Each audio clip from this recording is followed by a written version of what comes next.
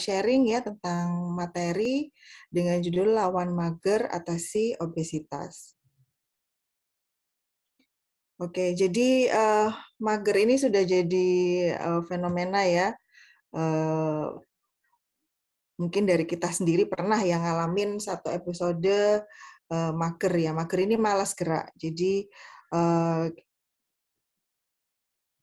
pola hidup malas gerak ini akan memicu pola hidup sedentary ya. Sedentary itu artinya ya kurang aktivitas. Istilahnya itu physical inactivity.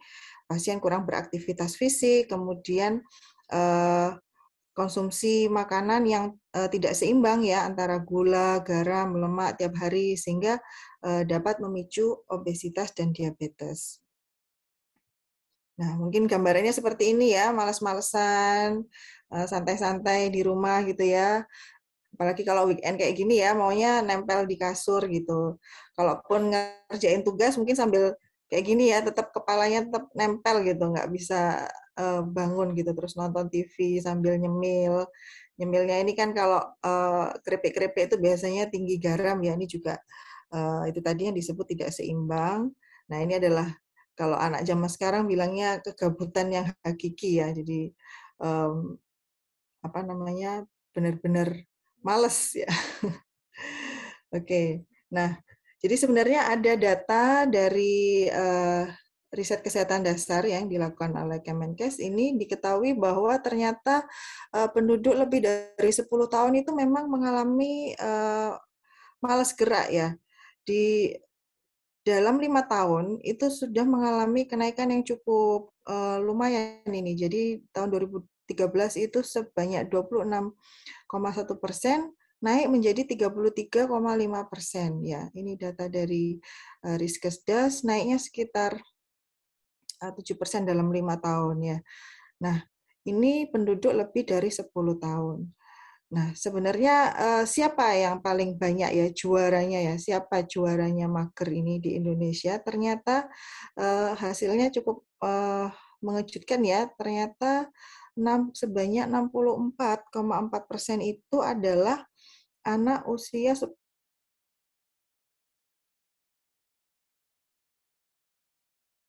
aktivitas fisik. Nah, ranking kedua diduduki oleh anak SMP SMA nih ya, sebanyak 49,6%. Nah, untuk usia-usia produktif ini kira-kira ya umur 25-29, kemudian 30 sampai 34 ini sekitar 20%. Nah, hal ini menunjukkan bahwa memang cukup banyak penduduk yang mengalami perilaku yang kurang sehat ini ya, kurang aktivitas fisik. Nah, jadi 1 dari 4 orang itu kurang melakukan aktivitas fisik dan 80% populasi usia dewasa kurang melakukan aktivitas fisik. Padahal ya pada orang yang tidak cukup aktif itu resiko kematian meningkat 20 hingga 30% dibandingkan dengan orang yang aktif. Jadi aktivitas fisik itu dapat disimpulkan sangat penting ya, sangat penting untuk kesehatan kita. Nah, dikatakan kurang aktif itu ya kalau menurut WHO, misalnya kita hitung pakai langkah ya, itu di bawah 5.000 itu sudah dikatakan kurang gerak ya. Mungkin smartphone kita sudah kalau kita pakai misalnya Samsung Health itu kan dia otomatis ya, otomatis merecord step kita. Itu bisa coba dilihat mungkin di masing-masing HP-nya tuh kelihatan. Sebenarnya rata-rata kita sehari itu melangkah itu berapa banyak. Ya meskipun itu sebenarnya kurang akurat ya, memang kadang kalau di HP cuma digerak-gerakkan gini aja kadang sudah nambah gitu stepnya. Tapi paling enggak kita bisa punya gambaran sebenarnya kita masuk dalam kelompok yang mana gitu ya. Dikatakan cukup aktif tuh kalau misalnya kita sehari itu bisa 7.500 sampai 10.000 langkah. Itu baru dikatakan cukup aktif ya. Dikatakan aktif kalau bisa lebih dari 10.000. Nah, mari kita menilai diri kita masing-masing ya, kita termasuk yang mana. Nah, sebenarnya ini diambil dari berbagai sumber. Penyebab mager ini ada banyak memang ya. Mungkin kita sedang bingung gitu. Jadi kalau bingung itu kan kadang kita jadi bingung mau ngapain, akhirnya malah ya udah diem aja gitu ya. Kemudian kalau bergadang ya malam nonton atau ngerjain tugas semalaman, kemudian pagi harinya malah sudah lelah gitu akhirnya. Atau mungkin kita habis mengerjakan tugas yang bertumpuk-tumpuk gitu, akhirnya energi kita terkuras sehingga kita lelah, terjadilah mager. Kemudian begitu juga dengan rutinitas yang pasif ya, yang membuat rutinitas kita itu maksudnya tidak terlalu banyak butuh tubuh untuk bergerak, misalnya hanya di depan laptop, hanya duduk saja seperti itu. Itu juga menyebabkan kita terbiasa untuk pola hidup seperti itu. Kemudian ditolak ya. Jadi misalnya kita sudah semangat-semangat gitu mau kemana, ayo misalnya ngajak keluarga, ayo pergi ke sini gitu. Terus keluarga kita bilang, enggak males gitu. Terus kan kita jadi sakit hati gitu. Aduh, kok ditolak rek, waduh wis males wis gitu. Apalagi kalau nggak ada yang support gitu ya, kita sudah niat mau melakukan hal yang baik gitu, tapi nggak ada yang mau gabung gitu kan, akhirnya jadi males gitu. Kemudian rasa bosan ini juga jadi salah satu penyebab yang menyebabkan terjadinya mager. Nah, padahal sebenarnya mager ini ada banyak sekali ya efek yang kurang baik di dalam tubuh. Yang pertama bisa menyebabkan gangguan mental gitu. Jadi kita bisa menjadi kurang percaya diri, kemudian pandangan terhadap diri kita itu kayak kurang gitu ya, kurang baik gitu. Kemudian juga bisa mengganggu pola tidur, kemudian meningkatkan resiko terjadinya penyakit jantung, kemudian meningkatkan resiko kelemah ya, lemas gitu badannya, kayak kurang kurang energi gitu. Kemudian begitu juga dengan penyakit-penyakit kayak seperti penyakit darah tinggi, diabetes, dan yang paling paling awal biasanya yang dapat dilihat adalah peningkatan berat badan dan risiko obesitas. Nah, obesitas sendiri kenapa sih kok kita bisa terjadi obesitas, itu karena adanya ketidakseimbangan ya, ketidakseimbangan antara energi yang kita dapatkan melalui makanan dengan energi yang kita keluarkan melalui aktivitas. Nah, ini nggak seimbang. Jadi, kalau mager itu aktivitas kita nggak ada. Jadi, kalau aktivitas itu kan kita mengkontraksikan otot ya, otot kita bekerja. Nah, untuk bekerja itu kan butuh energi. Nah, itu diambil dari energi yang sudah kita makan. Tapi kalau misalnya kita nggak ada aktivitas, otot kita nggak kerja, dia tidak memakai energi, maka energi kita akan lebih berlebih gitu ya. Jadi istilahnya pemasukan itu lebih besar daripada pengeluaran. Kalau misalnya dalam hal menabung itu bagus ya, menabung di bank ya, pemasukan kita nabung terus pemasukan, tapi pengeluarannya sedikit aja, itu bagus lah. Tapi kalau misalnya dalam hal energi ini sangat tidak bagus ya, kita makan tetap seperti biasa, kita ngerasa aku loh makannya biasa, nggak terlalu banyak lah, tapi sebenarnya aktivitasnya kurang, itu sama aja tidak seimbang ya. Jadi energinya tetap lebih besar daripada yang dikeluarkan, energi yang didapat ya. Nah, tidak lupa di sini juga berperan faktor genetik. Nah, faktor genetik ini memang kalau orang tua kita obesitas, itu memang kita akan lebih mudah untuk terjadi obesitas. Mungkin ada ya teman-teman kita yang, ya ampun kamu itu makannya banyak, tapi kok nggak gemuk-gemuk gitu ya, kok kurus gitu. Padahal sebenarnya mungkin di dalam hatinya dia tuh sebenarnya dia pingin gemuk juga gitu ya, karena kan pasti kamu kok kurus sih, dibilang gitu, itu juga kadang kurang enak juga. Jadi memang faktor genetik ini ada perannya juga. Kalau kita memang ada faktor genetik, kalau kita sudah tahu ya, sudah tahu bahwa di keluarga kita ada faktor genetik obesitas, maka kita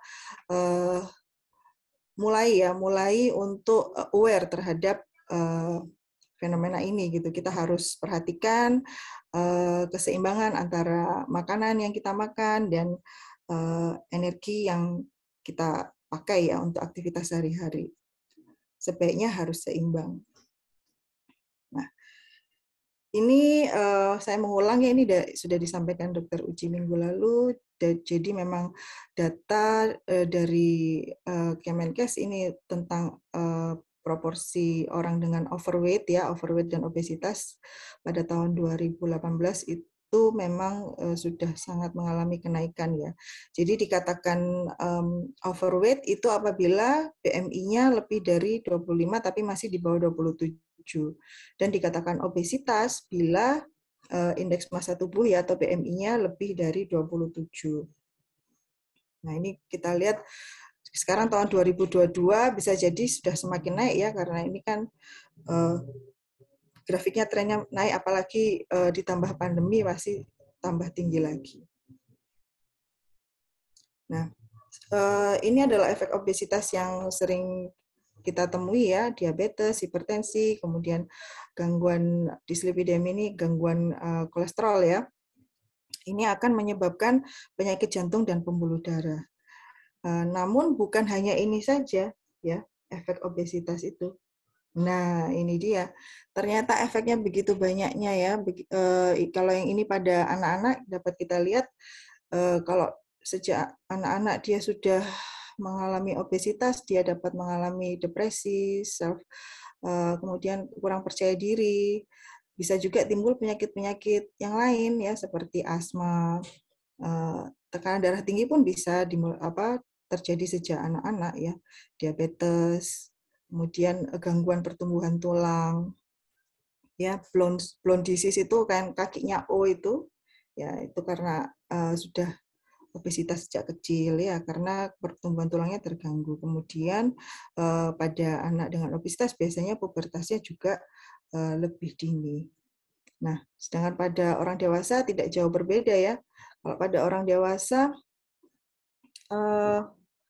sebentar, ya, yang paling sering saya temui ya kalau di polirehab itu pasien dengan nyeri lutut. Nah, paling banyak ini pasien dengan nyeri lutut dengan osteoartritis genu ya.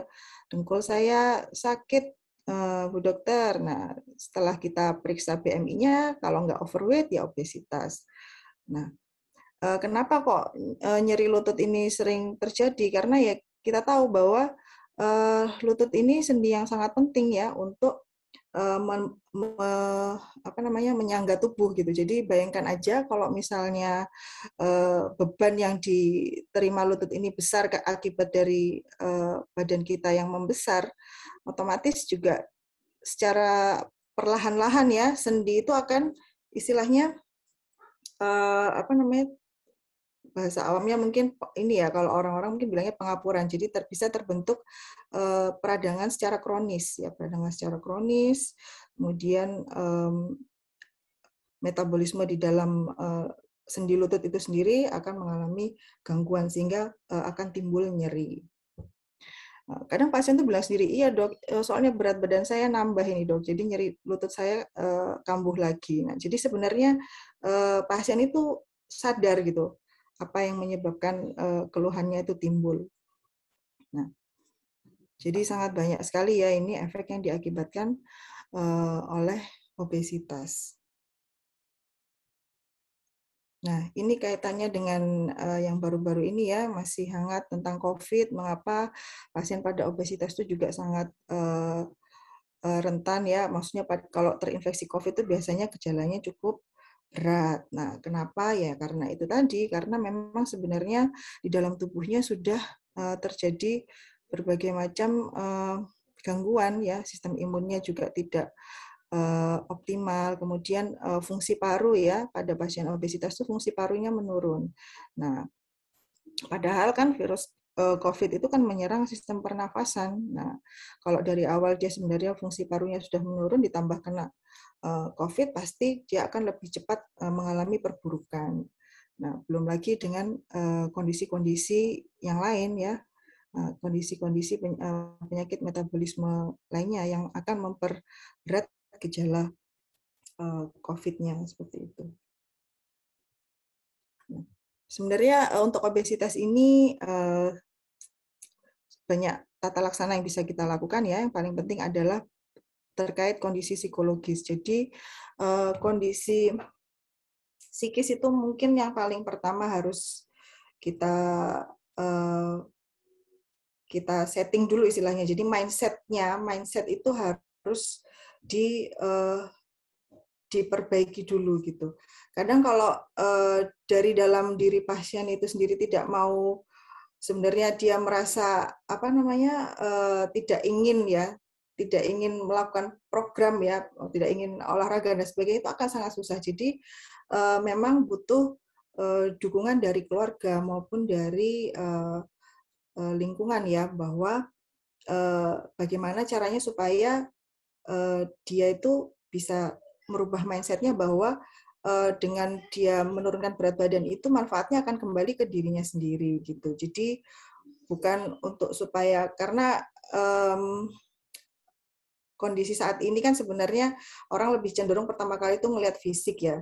Jadi kita pinggirkan dulu masalah penampilan fisik ya, maksudnya penampilan fisik, tapi lebih ke psikis gitu. Jadi memang bahwa kondisi obesitas itu sangat berbahaya, banyak efek jeleknya. Kemudian kalau misalnya berat badan kita bisa turun, efeknya ini gitu. Jadi memang kondisi psikis dan mindset itu harus benar-benar dibentuk dulu dari awal. Kemudian motivasi itu juga sangat penting. Ya, motivasi itu sangat berperan penting untuk keberhasilan program-program untuk tata laksana obesitas ini. Nah, untuk diet sendiri tentu saja harus diatur ya, diet dengan nutrisi yang seimbang, kemudian berapa jumlah kalorinya yang harus dimakan. Ini perlu waktu khusus ya sebenarnya kalau untuk bicara masalah diet ini, karena untuk mengatur jumlah kalori itu harus ada hitung-hitungannya ya, berdasarkan basal metabolic rate, energi expenditure dan sebagainya. Ya. Yang jelas simpelnya kalau diet untuk menurunkan berat badan itu istilahnya harus defisit kalori ya. Jadi dari kebutuhan tiap manusia itu tetap setiap hari itu ada sejumlah kalori yang dibutuhkan ya. Normalnya itu sekitar 1.600 sampai 2.100 kalori. Itu supaya istilahnya tubuh kita tetap berjalan ya, kan nggak mungkin kita nggak makan apa-apa gitu. Karena kan sel-sel kita walaupun cuma kita tidur itu sebenarnya membutuhkan energi. Nah, itu adalah energi basal. Nah, bagaimana supaya berat badan bisa turun, maka kalorinya harus defisitkan. Nah, kemudian program latihan olahraga yang nanti akan kita bahas lebih dalam. Nah, apabila 3 cara ini tidak berhasil, ada tata laksana dengan obat-obatan ya, ada yang mempengaruhi nafsu makan, namun ini pasti efek sampingnya juga cukup serius, maksudnya sebisa mungkin tidak menggunakan obat-obatan ya. Kemudian tindakan bedah yang tentu saja sangat invasif dan resikonya juga cukup tinggi. Nah, tujuan dari olahraga itu sebenarnya adalah untuk memaksimalkan jumlah kalori yang digunakan. Itu tadi ya, supaya seimbang, lebih-lebih kalau misalnya intake jumlah energi yang dibutuhkan untuk aktivitas lebih besar daripada intake, maka bisa berat badannya akan turun. Nah, namun bukan itu saja, olahraga itu harapannya dijadikan sebagai lifestyle, sehingga berat badan yang sudah turun itu dapat dipertahankan. Jadi nggak yang sudah mencapai target, berat badanku sudah mencapai target, gitu, aku balik lagi ke yang dulu gitu, sama aja bohong ya. Akhirnya nanti biasanya berat badannya bisa jadi lebih berat dari sebelumnya, seperti itu. Jadi memang lifestyle itu sangat penting ya, sangat penting untuk kita perhatikan bagaimana kita dapat hidup dengan gaya hidup yang sehat. Nah, sebenarnya banyak sekali aktivitas fisik sederhana ya yang bisa dilakukan untuk tujuan menurunkan berat badan ya. Berjalan pun bisa, naik turun tangga, kemudian jogging, bukan berlari ya, jogging ringan ya. Kemudian latihan penguatan, latihan dengan beban maksudnya latihan penguatan, kemudian latihan fleksibilitas seperti stretching gitu ya, berdansa ya, nari-nari gitu ya, berenang. Kemudian kalau nggak bisa berenang ya jalan ya, jalan di kolam yang setinggi pinggang gitu, itu sudah cukup cukup untuk menggunakan energi yang tersimpan di dalam tubuh. Bersepeda gitu ya. Ini ada juga yang bersepeda dalam air kalau misalnya ada fasilitasnya. Nah, berjalan ini merupakan cara yang paling efektif ya untuk memulai olahraga kalau memang sebelumnya kita benar-benar termasuk kaum rebahan ya, kaum rebahan. Nah, itu ini benar-benar cara yang simpel. Banyak sekali manfaatnya ya. Kalau misalnya berlari itu resiko untuk cedera pada sendi, pada otot itu lebih besar. Nah, kalau misalnya hanya dengan berjalan itu akan sangat meminimalkan resiko terjadinya cedera, baik itu pada yang sering itu pada lutut, pada ankle gitu ya. Nah, kalau misalnya bersepeda, biasanya di jalan raya kan ya, lawannya kan motor, mobil. Nah, itu ada resiko terjadinya kecelakaan lalu lintas gitu. Dengan berjalan bisa nggak takut adanya itu. Kemudian tidak perlu repot cari fasilitas olahraga. Misalnya kalau mau renang kan harus cari kolam renangnya di mana, harganya berapa, kamar mandinya bersih enggak gitu kan, masih banyak gitu pertimbangan. Begitu juga dengan tempat-tempat nge-gym ya. Kebanyakan tempat nge-gym itu di mall yang pasti ada ya sekarang ya, di mana-mana ada. Tapi kan masih agak susah gitu ya kalau misalnya harus ke mall hanya untuk olahraga. Nah, kalau berjalan kan tidak perlu skill khusus ya, bisa dilakukan kapan saja, di mana saja, kemudian tidak mahal ya.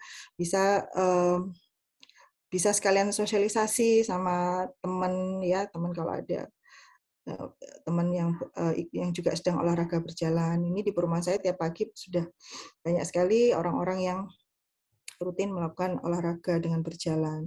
Kalau misalnya punya hewan peliharaan juga bisa diajak berolahraga ya buat teman. Seperti itu. Jadi nggak ada, kalau cari alasan tuh pasti banyak. Kalau ayo olahraga, mau cari alasan tuh bisa nemu apa aja. Entah itu waktunya nggak ada, terus nanti kalau misalnya sudah punya anak-anakku siapa yang ngurus dan sebagainya ya kayak gitu. Padahal dengan berjalan saja ini sudah bisa. Misalnya ke pasar ya, jangan naik motor. Kalau misalnya pasarnya di area dekat rumah kan bisa dengan berjalan. Nah, ini ada beberapa faktor yang dapat meningkatkan kepatuhan ya untuk olahraga. Pilihlah jenis olahraga yang sesuai dengan yang kita sukai gitu ya. Yang kita sukai, kita sukanya berenang ya berenang gitu. Jangan sampai kita merasa terpaksa gitu ya. Kita kembali ke motivasi. Kemudian kita harus mempunyai ekspektasi yang realistis bahwa tidak ada keajaiban gitu. Kan kita tuh maunya duduk-duduk aja, makan, nyemil, tapi pengennya berat badan turun gitu kan ya. Nggak mungkin kan. Jadi memang harus dengan cara yang betul. Nah, untuk targetnya pun juga yang harus realistis. Nggak mungkin misalnya dalam 1 minggu aku mau turun 2 kilo. Nanti saya sampaikan di belakang sebenarnya target yang ideal itu seperti apa. Seminggu turun 2 kilo mungkin agak terlalu tapi bisa. Cuman bertahap biasanya ya. Kemudian mulai dengan perlahan, start slowly. Jangan sebelumnya belum pernah olahraga tiba-tiba ikut running 10K gitu atau 5K gitu. Waduh, kapok nanti ya. Jadi setelah olahraga terus badannya jarum semua, dengkulnya sakit, terus akhirnya wis ke olahraga meneng. Wah, jangan gitu ya. Jadi kita harus mulai dengan perlahan. Kalau memang sebelumnya benar-benar belum pernah mulai olahraga ya bisa dimulai dengan 10 menit gitu ya, 10 menit 15 menit dibagi pagi sama sore, jadi totalnya sehari bisa 30 menit gitu. Kemudian pilih waktu yang nyaman, kemudian lingkungan yang nyaman. Waktu yang nyaman ya jangan siang-siang gitu ya, panas-panas, panas-panas hot potato gitu ya. Nah itu bisa buat apa namanya nggak nyaman juga. Kemudian resiko untuk dehidrasi juga cukup besar. Kemudian cari juga lingkungan yang nyaman. Kalau bisa berkelompok itu lebih baik ya. Jadi apalagi ada pemimpin grupnya ya dengan motivasi yang tinggi. Jadi maksudnya memberikan motivasi ke kita gitu supaya tetap olahraga secara teratur kayak gitu. Jadi memang memilih teman itu juga penting ya, termasuk teman untuk berolahraga ini gitu. Kemudian mencatat kemajuan, apa saja yang bisa dicatat misalnya mungkin berat badan, kemudian mungkin periksa lab secara teratur ya, kadar kolesterol kita berapa, kemudian kadar gula kita berapa. Kalau memang ada kemajuan, bolehlah kita kasih rewards ya untuk diri kita sendiri gitu. Misalnya nanti kalau saya bisa turun segini, nanti saya mau apa gitu, mungkin mau jalan-jalan kemana, keluar kota atau mau beli sesuatu yang memang sudah lama diinginkan gitu ya. Gitu. Jadi ini ada beberapa faktor yang dapat meningkatkan kepatuhan. Nah, ini tadi ya karena juaranya mager itu kan anak umur 10 sampai 14 tahun ya. Maka kita juga harus memikirkan bagaimana supaya anak-anak kita atau adik-adik kita ya tidak mager. Memang agak usaha keras ya mencari aktivitas yang favorit untuk anak gitu. Jadi sebelum pandemi itu kan anak-anak kita memang masih lumayan aktif lah ya, pagi sekolah, kemudian kalau sore mungkin ngaji, terus main ke rumah temennya gitu ya masih aktif. Tapi begitu pandemi jebret, waduh sudah di rumah aja ya, nggak bisa kemana-mana, pergi-pergi juga susah gitu. Ini pengalaman ya memang orang tua harus kerja keras ya cari trik-trik gimana supaya anak-anak kita itu nggak yang pegang HP terus ya atau nonton film dan sebagainya. Ya memang boleh pegang gadget tapi ini ya tetap dibatasi. Yang tidak kalah pentingnya adalah menjadi contoh ya. Jangan kita cuma nyuruh-nyuruh aja tapi kalau bisa jadi contoh ini ya. Beraktivitas bersama-sama. Kemudian melibatkan anak dalam kegiatan rumah tangga, ya itu juga jadi salah satu aktivitas fisik ya. Jadi sesuai dengan usianya anak kita bisa melakukan apa gitu ya. Kalau sudah bisa nyapu ya meskipun kurang bersih ya enggak apa-apa dibiarkan gitu. Yang penting dia mau bergerak untuk supaya enggak tiduran aja. Ini ada tips juga untuk bagaimana berolahraga dengan aman dan meminimalkan cedera ya, lakukan secara bertahap itu tadi, jangan langsung diforsir gitu ya. Semua harus dilakukan secara bertahap, kemudian jangan lupa lakukan pemanasan, warm up, dan meskipun pada saat hari kita tidak berolahraga, tetap lakukan stretching ya, supaya sendi-sendi kita itu tetap dan otot kita itu tetap fleksibel. Kemudian jika memungkinkan menggunakan program latihan yang terstruktur dan diawasi. Mungkin kalau kita ada bisa punya instruktur atau trainer gitu ya, itu bisa lebih aman. Kemudian kalau mau olahraga yang menggunakan anggota gerak bawah ya, misalnya berjalan, jogging, itu disarankan memakai sepatu yang nyaman ya supaya menghindari cedera pada sendi. Kemudian apabila kita memiliki penyakit-penyakit ya, penyakit yang lain, sebaiknya diperiksakan dulu ke dokter apakah memang sudah aman untuk melakukan olahraga. Karena kadang kita juga kalau misalnya ada sakit jantung atau diabetes kan minum berbagai macam obat-obatan ya. Nah, itu juga perlu diperhatikan pada saat melakukan olahraga itu obat-obatannya harus diminum secara rutin. Nah, ini hubungan level aktivitas fisik dan penurunan berat badan ya. Kalau misalnya kita olahraganya seminggu nggak nyampe 150 menit, itu sudah kelihatan mata, penurunan berat badannya akan sangat minimal ya. Nah, kalau lebih dari 150 menit, ini bisa mencapai 2-3 kilogram ya, per bulan ini ya. Ini idealnya seperti ini. Kalau lebih dari 225 sampai 420 menit per minggu, itu bisa mencapai 5-7,5 kilo per bulan. Nah, sebenarnya berapa sih dosis latihan yang diperlukan ya untuk menurunkan berat badan ya, bersama dengan pengaturan diet ya, nggak bisa cuma hanya dengan latihan saja, tapi diet juga tetap harus diatur. Nah, frekuensinya ini minimal 5 hari per minggu, ya, 5 hari per minggu. Kemudian intensitasnya sedang sampai berat. Tentu saja dimulai dengan intensitas yang sedang dulu. Kalau misalnya tidak memungkinkan, ya dimulai dengan intensitas yang ringan. Kemudian ini waktunya ya, 30-60 menit. Kalau awal ya mungkin 30 menit, ya kalau 30 menit kali 5 kan 150 menit per minggu. Nah, ditingkatkan hingga 300 menit per minggu. Kalau sampai sehari sampai 1 jam kan berarti 60 menit kali 5 bisa sampai 300 menit per minggu. Nah, ini semua dilakukan bertahap. Kalau memang masih baru awal banget bisa. Awal tuh sekali olahraga cukup 10 menit ya, 10 menit tapi dilakukan 3 kali dalam sehari. Nah, itu nanti kan sehari sudah mencapai 30 menit. Seperti itu. Kemudian tipenya adalah aktivitas aerobik, jadi aktivitas yang melibatkan kelompok otot besar. Kelompok otot besar di sini maksudnya kayak otot yang ada di paha kita ya, maksudnya kalau untuk berjalan, kemudian bersepeda, nah itu kan banyak menggunakan otot-otot anggota gerak bawah kita, karena ototnya besar sehingga kan pasti energi yang dibutuhkan juga cukup besar. Ya.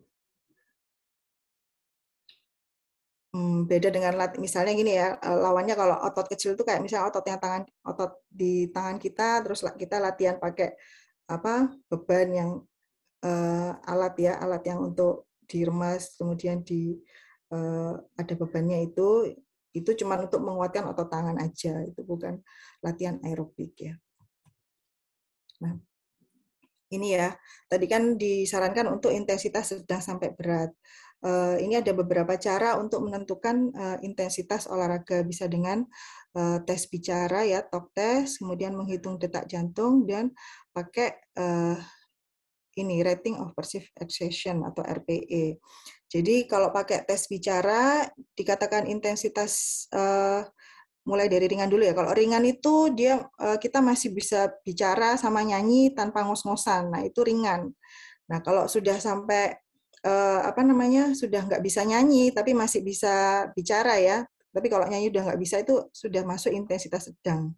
Nah, kalau misalnya kita buat ngomong aja sudah ngos-ngosan, itu berarti intensitasnya sudah masuk yang berat. Gitu.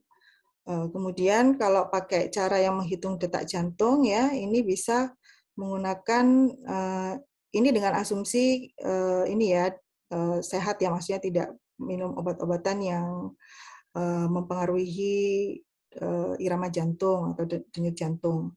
Ya, itu bisa menggunakan rumus ini dengan cara kita tentukan dulu heart rate maksimalnya 220 dikurangi usia, kemudian intensitas ringan itu bila target heart rate kita mencapai ini 57-63% dikalikan heart rate maksimal. Kalau sedang 64-75%, berat di atas 75% ya sampai 95%. Berarti kita latihan setelah ini. Kemudian menggunakan ini RPE. Jadi RPE ini ada skala 1 sampai 10. Nah, kalau misalnya sedang itu yang 4 sampai 5, berat 6 sampai 7. Nah, ini contohnya ya. Misalnya usia kita 20 tahun. Nah, berarti heart rate maksimal kita 200.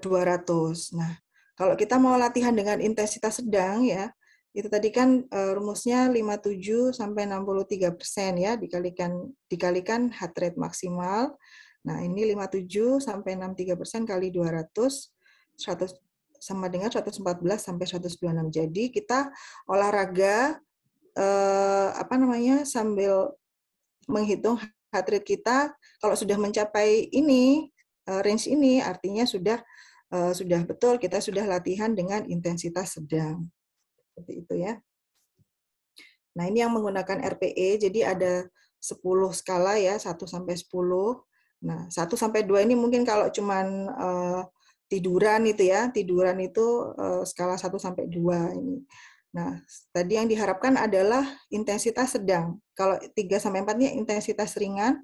Nah, intensitas sedang itu sekitar 5 sampai 6. Jadi ini adalah penilaian untuk masing-masing individu ya. Jadi tiap-tiap orang itu merasakan sendiri. Jadi 10 itu kira-kira kalau kita apa ya, manjat gunung gitu ya, manjat tebing gitu kan 10 ya kayak berat banget kan. Nah, jadi kalau kita ngira-ngira sendiri memang. Jadi kalau kita sudah memperkirakan oh ini kira-kira aku sudah skala 5 sampai 6. Oh, berarti intensitasnya sudah sedang seperti itu.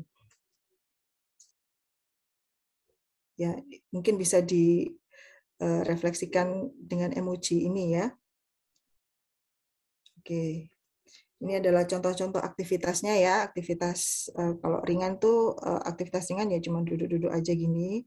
Nah, aktivitas sedang seperti ini ya, bersepeda, kemudian ini pekerjaan sehari-hari ya. Pekerjaan sehari-hari pun sebenarnya bisa dinilai intensitasnya. Kalau misalnya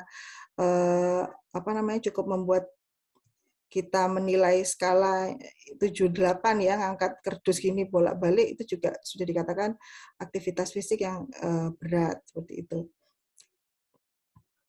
Kalau ini ya olahraga yang benar-benar dilakukan ya, misalnya sejam main tenis gitu, itu sudah bisa disebut sebagai aktivitas yang level tinggi. Nah, sebenarnya aktivitas kita sehari-hari itu juga sudah bisa membakar kalori ya.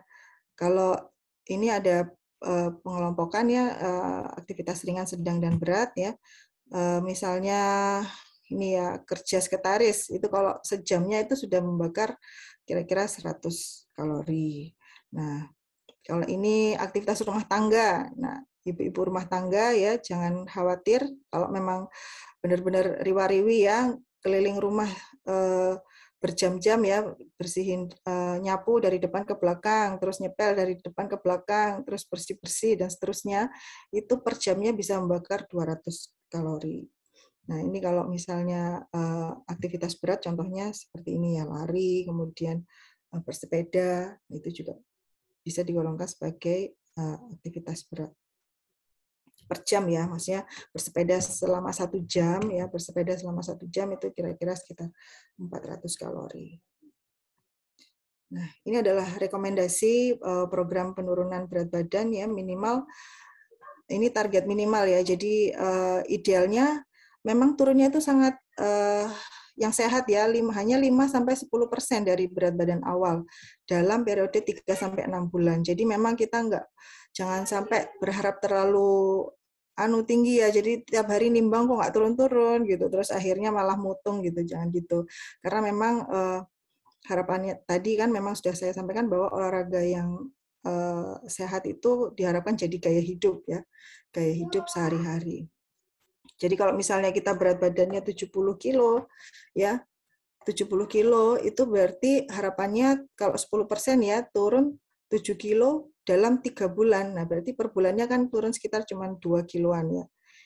Ya, itu bila menjalani aktivitas fisik yang sudah disarankan tadi yang minimal 150 menit per minggu.